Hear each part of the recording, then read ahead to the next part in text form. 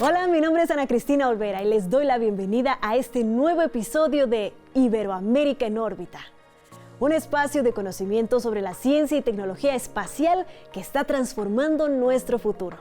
Este programa es posible gracias a la colaboración y las plataformas de los socios de ATI. Si creías que la historia del sector espacial de México es muy reciente, te tenemos una sorpresa. En el capítulo de hoy hablaremos de los inicios de la historia del espacio en México con el proyecto denominado Cabo Tuna. ¿Cuál es la física detrás de los lanzadores, mejor conocidos como cohetes? La Agencia Espacial Mexicana te lo explica.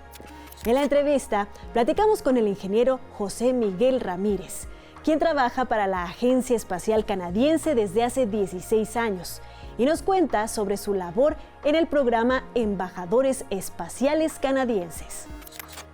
Esto es Iberoamérica en órbita.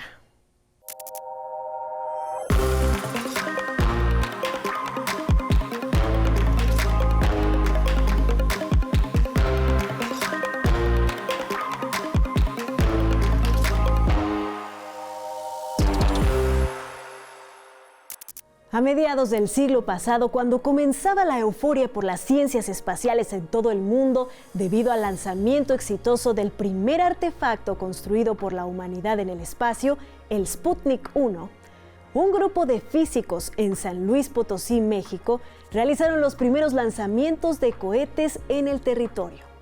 Estos son los inicios de la historia de la astronáutica en México. El 28 de diciembre de 1957, el Estado mexicano de San Luis Potosí presenció el despegue del cohete Física 1, un experimento que fue capaz de elevarse por primera vez sobre el altiplano de la región centro-norte del país, dando la bienvenida a la era espacial mexicana. Esto ocurrió bajo un nombre que ha trascendido en la historia científica del país, Cabo Tuna. Este proyecto, liderado por el Instituto de Física de la Universidad Autónoma de San Luis Potosí, se desarrolló de manera contemporánea a los primeros hitos aeroespaciales a nivel mundial. Digamos, de una manera muy importante, se hicieron lanzamientos desde territorio mexicano antes que la NASA. En ese año, unos meses antes, se había logrado, como humanidad, poner en órbita el primer satélite artificial que fue desarrollado por la URSS, la Unión Soviética, el llamado Sputnik 1. Podríamos decir que fue el inicio de la era espacial en este planeta, y ese mismo año nace Cabo Tuna.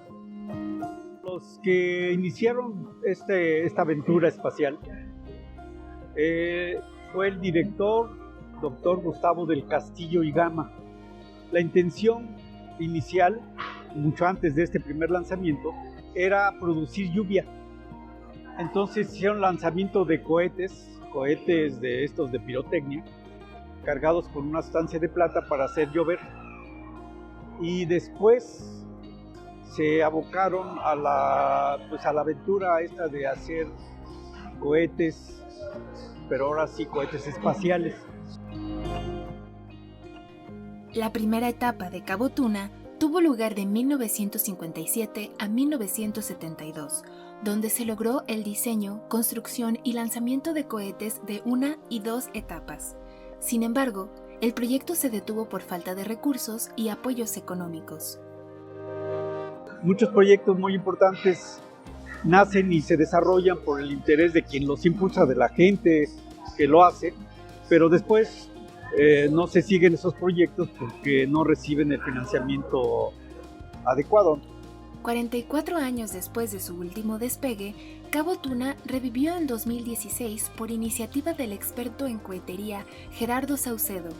Desde entonces, se han realizado 2 experimentos de lanzamiento con los cohetes Fénix 1.1 y Fénix 1.2, logrando con este último un lanzamiento exitoso de casi 10 kilómetros de altura. No obstante, su meta principal es clara: trascender una vez más en la historia de las ciencias en México y llegar al espacio por primera vez dentro del territorio nacional. Estamos construyendo un cohete que tenemos previsto que alcance 50 kilómetros. Es un cohete que va a llevar un dardo. Entonces nuestra visión es que el dardo alcance los 100 kilómetros y con esto lograr la meta de salir al espacio, aunque sea con el dardo. Pero eso ya sería un hito, porque sería el primer objeto lanzado desde México que sale al espacio. Para el Noticiero Científico y Cultural Iberoamericano, Miriam Jiménez. Según datos del sitio web Gunter Space Page, desde el inicio de la era espacial, cerca de 6,000 lanzadores de diversas naciones han llegado al espacio de manera exitosa. Tan solo en el 2022 se lanzaron más de 180 cohetes y en lo que va del 2023 el escenario es muy parecido. ¿Cuál es la física detrás del lanzamiento de estos pesados objetos? La Agencia Espacial Mexicana te lo cuenta. ¿Será posible que en unos años podamos pasar del estado en reposo a velocidades supersónicas como lo hace el halcón milenario? ¿Qué tan sencillo será construir naves tan pesadas como buques de guerra o la Enterprise de Star Trek? Los viajes espaciales son en extremo complejos. Llevamos ya casi un siglo intentando conquistar el espacio. Así que, ¿cuánto hemos avanzado desde el primer lanzamiento? Lo creas o no, el fútbol sigue el mismo principio que hace que las naves espaciales se eleven al espacio. ¿Te suena la frase, a toda acción hay una reacción? Al patear el balón, lo hacemos dispararse en la dirección en la que lo queremos dirigir. Pero al mismo tiempo, el balón nos regresa al mismo choque con la misma fuerza, solo que nosotros no salimos volando porque nosotros somos más pesados que el balón. Este principio es la tercera ley de Newton y es lo que permite que las naves espaciales salgan disparadas al espacio, con explosiones controladas tan potentes que generan que la nave espacial salga propulsada en dirección contraria a la Tierra. Sí, en este caso, el cohete es el balón y nosotros el sistema de propulsión. Entonces, lo que tienes que hacer para lanzar un cohete al espacio es simplemente aplicar una fuerza tan poderosa que permita que el objeto se eleve por encima de los cielos. ¿Y ya está? No, espera, no es tan sencillo. Para salir del planeta se necesita una velocidad de 11 kilómetros por segundo, ya que lo primero que debes tener en cuenta es vencer la fuerza de la gravedad. Sin mencionar todos los parámetros que se necesitan para que el cohete no estalle ni se desintegre por la fuerza del despegue ni por la temperatura de la atmósfera. Ya no te parece tan fácil, ¿verdad? De hecho, el primer lanzamiento al espacio tomó 40 años después de haber sido propuesto por primera vez. ¿Quién diría que después de conquistar los cielos se llegaría al espacio solo 43 años después? La Agencia Espacial Canadiense fue fundada en 1989. Desde entonces ha conseguido importantes hitos, como haber construido el brazo robótico que opera en la Estación Espacial Internacional. Ha llevado a 14 astronautas al espacio y próximamente enviará al primer astronauta canadiense a la Luna. Un mexicano es parte de la plantilla de esta impresionante agencia y también es parte de sus embajadores. En entrevista te presentamos al ingeniero José Miguel Ramírez. Mi nombre es José Miguel Ramírez Olivos. Trabajo en la Agencia Espacial Canadiense y mi puesto actual es controlador de satélites senior, en donde estamos trabajando y monitoreando los 5 misiones ahorita de satélites de observación de la Tierra y satélites científicos. El programa de embajadores espaciales canadienses y mi papel sobre todo en este programa es difundir hacia todos los medios, tanto en inglés, en francés, inclusive pues mi lengua materna es el español, de poder dar a todo el público en general visitas guiadas, talleres, ya sea presenciales o talleres vía remota, y contarles un poco la especialidad, ya sea que, bueno, en mi caso, pues, satélites, y podemos mostrar para qué sirven los satélites, para qué están hechos y cómo es que los podemos mantener girando alrededor del planeta. Parte de eso es esencial porque, bueno, tenemos que no concientizar a la gente en sí, pero mostrarles de alguna manera para que tengan una idea de cómo tenemos que cuidar el planeta y cómo es que la Agencia Espacial Canadiense trabaja para ellos.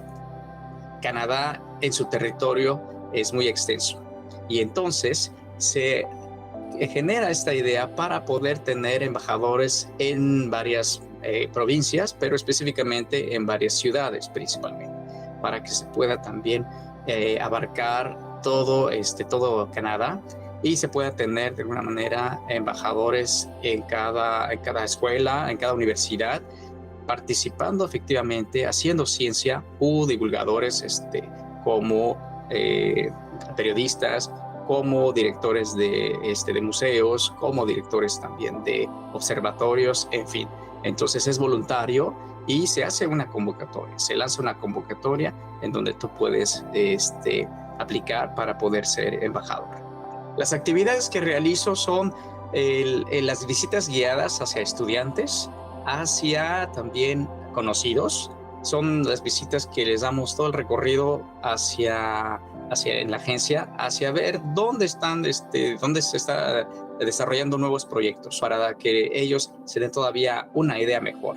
A veces es más difícil ver los proyectos, ya sea en las noticias o en los libros o en los medios, pero cuando estás in situ en la agencia y recorres las instalaciones, entonces es una alegría que se contagia, pero sobre todo a los niños. Es muy grato ver la sorpresa, las caras, los ojos de los niños y sobre todo, bueno, que hay muchas preguntas.